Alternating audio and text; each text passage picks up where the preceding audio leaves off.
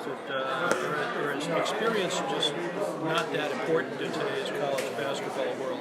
I think experience is important, and in some ways I feel like we're about the least experienced team because we have so many new faces as well, but there is a combination of the experience and the youth on this team, and I think our ability to mesh those two together is going to be important, but we're off to a good start. Who's the greatest basketball coach in Stanford history? Besides me, of course, but John Bunn. I know the worst is Coach Montgomery because he never got me to Stanford. But No. Is it time we work that out at this point? Like, yeah, we just can't get over that. We can't get past it. At least I can't. Jerry, you should have seen his transcript. see, now we get it. Now the truth comes out. A little misinformation going on. No fake news at this table. You said that you were going to be installing either a new offense, new defense, both. That in any case, it was going to be the biggest transformation that you were going to have to make at Stanford. I believe that was something like that. Can you describe what you were talking about? Well, I think our team is very different. Again, with the experienced guys improving their games. When we talk about Dorian and his ability to put the ball on the ground and get to the paint, and you talk about Reed, who's been able to play inside and out. I think collectively the guys have improved their games, and then with the new guys coming in as well, we have versatility. And so with that versatility on both ends of the floor, we're going to try and use that to an advantage. Who has made the biggest strides since last year? Well, since they're sitting right here reading Dorian, but and I actually mean that in all seriousness, I'd probably put them at the head of the list. Reed with his both two ways, his body slimmed down, moving exceptionally well. His shot continues to improve, and we're going to utilize him putting the ball on the ground some this year as well. And with Dorian, there's the physical element that he's leaner, moving better, still shooting the ball well, but he's able to get to the paint more and more now. He's worked on that part of his game. And it's important because they're the elder statesmen on the team along with Michael Humphrey. And I think the three of them as captains, as leaders, for them to make those improvements, I think are really important. How about your incoming freshmen? Can you kind of just run down those guys and tell me what you hope to get out of them this year? Well, it's a great question. I think it's a little bit too early to give you a candid response there. I do think that as a group, we're going to rely on them to produce consistently. I know with freshmen that sometimes you get inconsistent performance, but it's something we're going to really emphasize with them, that we need to have consistent play with their effort, consistent concentration, and if we have that, we can complement the experienced players. I think our confidence will go up. How real is the wall for freshmen? And maybe Reed and Dorian could talk about this as well. And is there anything you can do with incoming freshmen, or is it kind of each guy kind of goes through their own process? Well, I'll answer it quickly. I think there's a lot of things we can do, from developing a practice plan for a certain day to how you roll out the entire season, when you introduce things, how you introduce it, and being able to keep things fun and fresh as well, and still get all the work you have to have in. But freshman year is hard no matter what. The level of competition increases. The academic rigor at Stanford's not easy, so it's always a challenge, but I also think we have the character and the kind of guys that can handle it pretty well. Yeah, going off of that, like, at the end of the day, like, they're going to have to experience for themselves. I think that's the great thing about freshman year, is that you do get thrown into the fire. No matter what, you're really going to figure out what works, what doesn't work for yourself. But as leaders, it's our job just to kind of give them reflections on our past experience. I mean, everybody's going to have a different experience, but if I can give them little things that maybe help me get through the whole season, or really looking at it as a marathon and help them get through, I'm going to give them all the advice that I can. Yep, and then just piggybacking off him, when you're a young guy, you guys are 17, 18, 19 years old, coming to not only extremely, highly touted athletic school, but coming to a school where academics is, a serious thing too. So I think, something for us when we came in, the older guys kind of paved the way. They kind of let us know, pros and cons, do's and don'ts and things like that. And that's kind of the role we're in now, trying to just guide them and make sure they, have the easiest freshman years they can. But it's going to be a lot of adversity as well. How much do you guys want to make up for past missed opportunities to go to the NCAA tournament? I mean, do you think about that a lot? Or is the desire to get there just as much as it ever was in the pass is the pass? I think it goes two ways. The pass is the pass, but at the same time, our desire and the motivation to get to the tournament is greater than it's ever been. Especially going into our senior year, we haven't made the tournament since we've been here, and that's definitely a goal of ours. And not only do we want to make the tournament, we want to make a good run in it as well. So. How about you, Reed? What do you say? Yeah, the same type of deal. I think we're more so focused on the motivation that we do have for this season. I feel like if we look at the opportunities that we missed in the past, we're going to miss opportunities that are in the future because we're looking so much into the past. We have new faces on our team. We have new schemes. It's a totally different look. So I think looking back in the past and being frustrated about that, yes, we are a little frustrated that we didn't have the success we wanted to last year. But going into this year, I think that a fresh approach is definitely something that's going to help. So, Coach, just a two-part question. To what extent have your best teams been governed and run by the players? And where is the team now that you have in terms of getting to that place? That's a good question. I think the experience and I don't know if governed is the right word I would use, but I think when the team takes ownership of each component of the program, I think good things happen.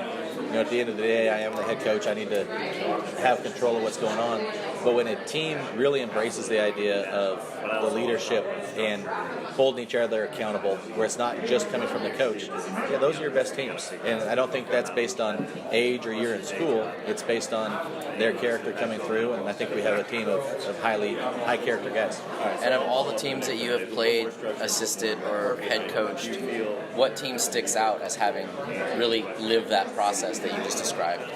Well, selfishly, I'd probably say my senior year of college. I thought we had a tremendous group, a talented group, but I think we had a group of seniors that really enjoyed and relished the idea of being leaders, and a group of underclassmen that were willing and able to kind of follow our lead. But we had a group collectively that we had a great deal of cohesion, and maybe I've never been around a team as much as that team that the 6th, 7th, 8th, 9th, 10th guys on the team, even the 2nd, 3rd, 4th, 5th, everybody embraced their role. And I think that'll be important for our team. We do have a lot of talented guys, and if everybody will give of themselves for the team, that's when good things happen. And have you gained weight, lost weight? No, I've been the same way for 3 years. What are you at now? 250. 250? Yeah. I'm gonna wrestle that. Okay, thanks a lot, guys. You got it. So you kind of heard Coach talk about that process, and I'm kind of just wondering where you guys feel as the leaders of the team at this point. How often are you checking in with each other and with the young guys about where they should be? Yeah, it's definitely a work in progress. Obviously, we were all three just put together as the captain kind of unit a couple weeks ago, but we're definitely leaning on each other. I think is the great thing is that we do have that relationship already established, that we can come to each other and feel like we do take on the role as being leaders as a team, but as going forward, we're still continuing to get better on when to kind of challenge guys or when to be that helping hand to them, and kind of just figuring out different approaches for each guy that will be successful. So as the season's going on, I think we're definitely going to keep getting better at that role, and I really do like the unit that we have together. So I'm kind of curious, in the trip to Kansas last year, they made some very clever edits into their hype video before the game started, included certain former Kansas players who might be at the stable. What did you know about Coach Haase, the player, and what have you learned at all about the way he played? Well, definitely, like the edits, I mean, I didn't need to see that. I already saw a lot of them, but I thought it was cool that they did do that. But just the floor burns and how hard he plays. I think I ran into people in the airport, or even when we did land in Kansas, they were like, I don't think you understand how hard he used to play. Like, he used to dive in for balls, doing all of that. And you get it when he's coaching. I mean, you don't have to see a video to tell exactly. It kind of oozes out of him while he coaches. Like if there's a missed charge or a loose ball that you don't get on the floor, you can tell that kind of means more to him than even making a jump shot or scoring a point, because that kind of resonates the way he used to play. So that alone can just show you exactly who he was as a player. So, Dorian, as one of the better shooters on the team, I need to ask, is America ready for Reed Travis, the three-point shooter? They better be ready. They better be ready because he's knocking them down. You know, he put an extremely great not be ready. I see too much of that. This was a bad time to just do audio, is all I'll say for the moment. But But yeah, for sure. It's known around the league, especially amongst our team and amongst the teams we play against. That he's an extremely hard-working guy. A guy who obviously can get his inside the paint, who can play physical, down low, but also who's put a ton of work into moving his game out to the perimeter. Able to knock down shots, reliable from mid-range, can hit threes, and put the ball on the deck and score at the rim as well. So his versatility that he's added to his game, over this past year is no surprise to us, but I feel like a lot of people will be taken by storm. You want to add anything, Coach?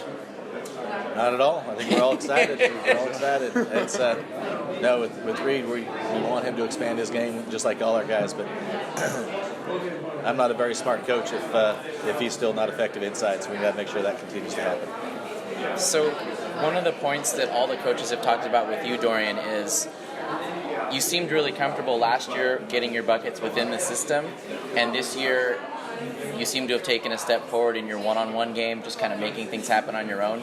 Can you just talk about the process of that, like the work you've put in over the course of the summer to be that kind of player? Yeah, just in terms of spring and summer offseason in general, a big thing for me and my development on the court and the weight room and everything like that has just been taking myself outside my comfort zone. Whether it be in the weight room, getting extra workouts in with our strength coach, whether it be dieting a certain way, and whether it be attacking my workouts in a certain way, doing different workouts, being more oriented on putting the ball on the deck, and things like that. Just take myself out of my comfort zone, so that this upcoming season I'll be ready to attack full force and not be content with trying to just get mine within the system, but being an attack mentality. And what do you know about the program that Coach Haase is building now that you didn't know on day one? What's the biggest thing that's kind of crystallized for you guys? I don't think there's really anything. As soon as Coach Haase came in, right from day one, he kind of laid out the game plan, about who he was, the culture he wants to build here, and things like that. The values that he holds as a coach, have carried him, throughout the time when he was a player at Kansas. Like we were talking about, when he was at Kansas, you saw the respect and the leadership qualities and the championship mentality that he had as a player, which really reflected, in our Kansas trip, which we already knew. So I think it's kind of been all out there from day one. We're an open group. If something needs to be said, it's said, up front and right out. And I think that's one of the things that we did. I would just say how genuine some of the things that he tried to implement from day one, how they're still standing in place. I know a lot of systems or programs may put in core values and may put in different things that they want to follow. And as seasons go up or seasons go down, they may shift in those different things. But I do respect a lot that the things that we did put in place day one are the same things that we are preaching today. It doesn't really matter about the wins or losses, of course. That takes care of itself. But as far as the underlying thing that we're building the program on, that's always going to stay as a foundation. And I think that's one of the biggest things that you see over time is that that's not changing in any way. So one of the core values, Coach, is toughness. And something I'm always curious to ask coaches is, can you teach that?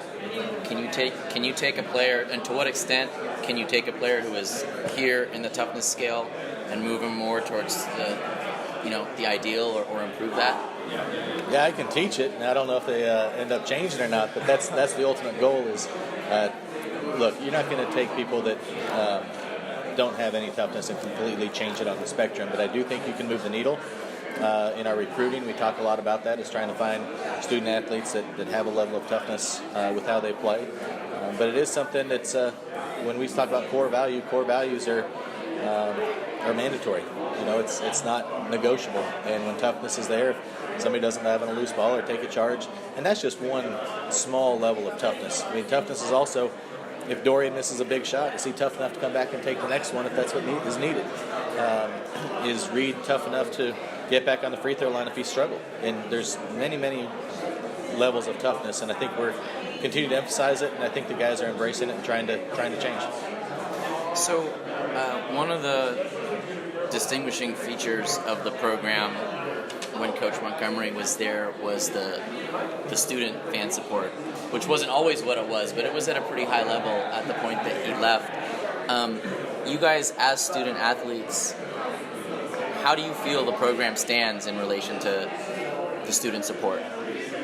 I think it's great, and it's definitely getting better. I mean, obviously, we went through some of the years when we were first year freshmen, sophomores. There wasn't a lot of fans coming out. We were on the heels of the Sweet 16 berth, so there was some buzz from that. But obviously, we didn't string together some seasons that we would have liked, so kind of the fan support went down, which is fine. I mean, we understand if we play better, fans will come out and support us, and that's kind of the nature of the business. But as far as feeling support on campus and people really caring about how we do as a team, I really do think that support's there. You can tell that we have the system in place. I mean, Stanford's a busy place. There's a lot of things going on. And I think it's naive to overlook that and look at the attendance and all that type of stuff. But as far as the support we feel from the community, I definitely feel like it's there. I mean, there's got to be at least some hope, I think, this year that you're going to get to experience what you've experienced in Kansas, what you've experienced in Tucson, because there was a time when Maples was very much like those venues. For sure. And like Reed was saying, it kind of comes with the territory. And the more games we win, obviously the more fans are going to show out. But at the same time, Stanford's a unique place where people are doing a lot of different things. And so, it is tough for them to, sometimes fit games in the schedule if a team hasn't, been successful they might have wanted to.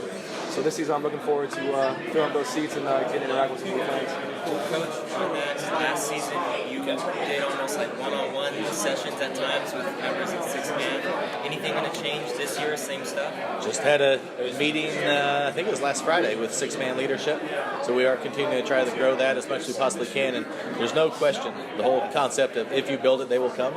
We're trying to build it. We know that the fans are going to be there, but my attitude is we got to push the envelope as we build it as well. And again, it's all going to work out. We're going to push every way we possibly can, especially with the students, trying to get them there.